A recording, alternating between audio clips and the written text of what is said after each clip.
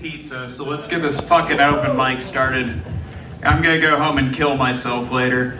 Alright guys, are you ready for your first comic? Come to the stage! Please put your hands together everybody for Kareem Al-Dream!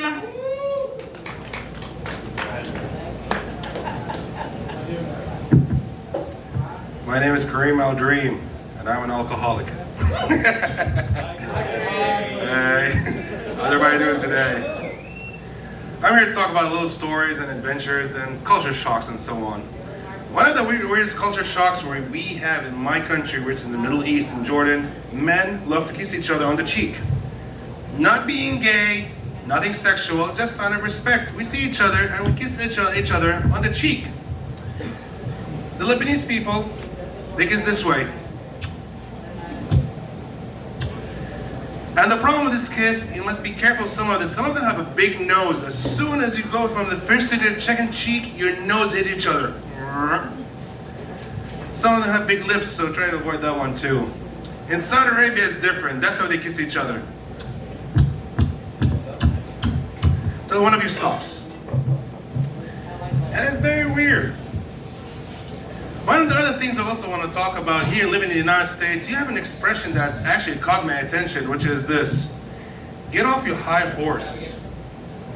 Till now, I didn't get this expression. Everybody says, get off your high horse. I was like, that's a waste of weed. Why do you want to get some horse high? I was a teacher for 13 years. And when I was a teacher, I like to test my kids. And one of the best ways to test a kid's personality is to do this joke with them. You can do this with your kids, nephews, nieces, you want. I do it with my students all the time.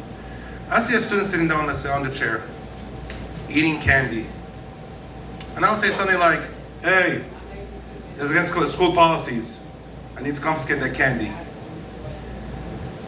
Here are the kinds of kids. If a kid says, no, and he runs away, you know, that kid knows what he wants. He's not gonna take his shit. But if a kid goes, that means that kid's a wuss. If a kid opens the bag and says, here, take some, you know, that kid is generous. My favorite kid is the kid who does like this. He knows I'm full of shit. I watched so many movies, and when I grew up, I watched a lot of movies, and these movies affected me. I watch comedy movies, I watch horror movies, I watch romantic movies. And I'm trying to see something in life. Now, movies is something, but movies does not work in real life. When I first came to the United States in 2000, it was winter. I was walking around with my friend Kristen, and she was wearing short sleeves and it got cold. So I want to be like a gentleman, took off my jacket and put it around her to make her warm. I realized, no, that doesn't work except for movies. I got so cold that day. Then I've watched a movie.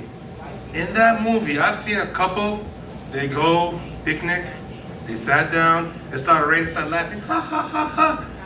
I did that with my wife. We went to eat, it started raining. She's like, you motherfucker, you son of a bitch, didn't you know it was raining? No, this is not walking. But the biggest influence of movies in my life will always be one kind of movie. Porn.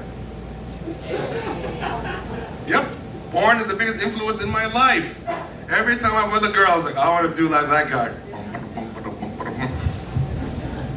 Doesn't work though.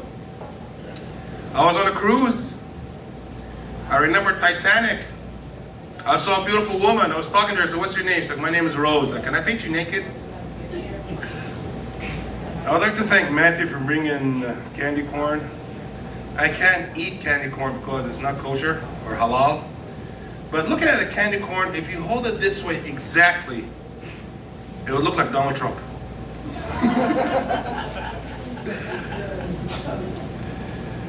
Something else I want to talk about is this. I sat down with my coworkers, and they want to order coffee.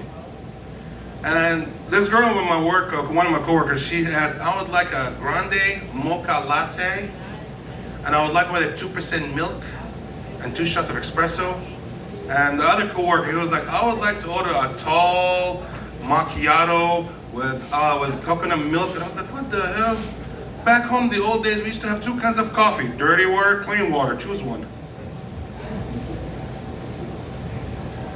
Another thing also I want to talk about is this. Okay.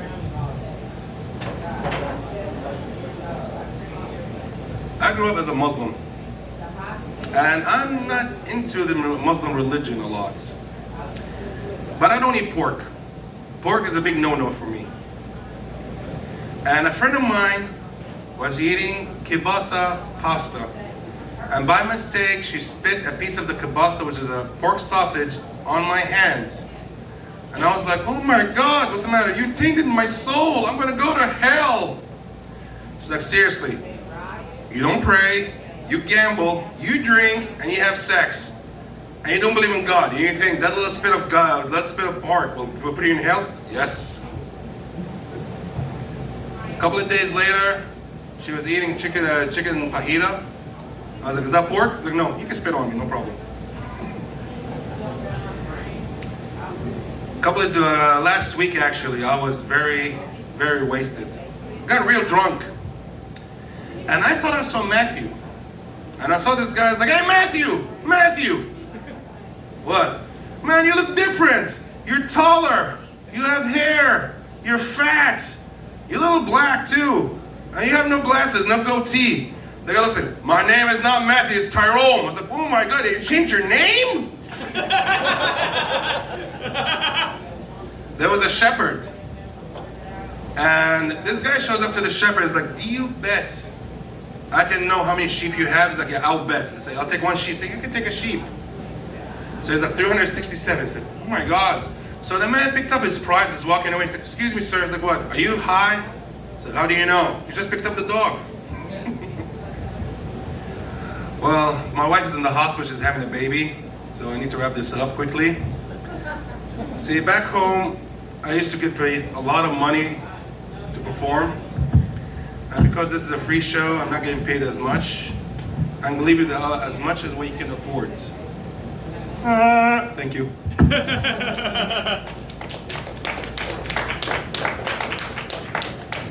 going for Korean Out Dream, everybody!